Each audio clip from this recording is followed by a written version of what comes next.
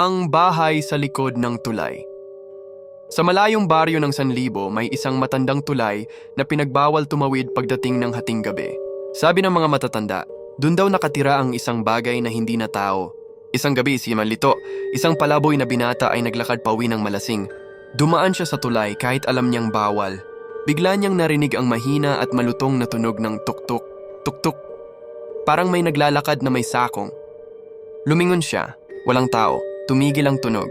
Nagpatuloy siya sa paglalakad, pero nang tumingin siya sa ilalim ng tulay, may nakita siyang isang babae nakabalot ng puting damit, nakadapa at gumagapang ng pabaliktad tulad ng alimanggo.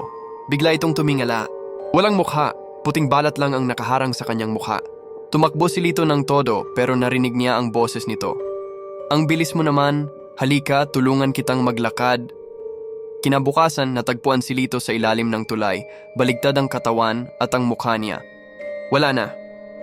Hanggang ngayon, kapag gabi na at may nadaan sa tulay, naririnig pa rin ang tuk-tuk, tuk-tuk ng mga kuko sa semento.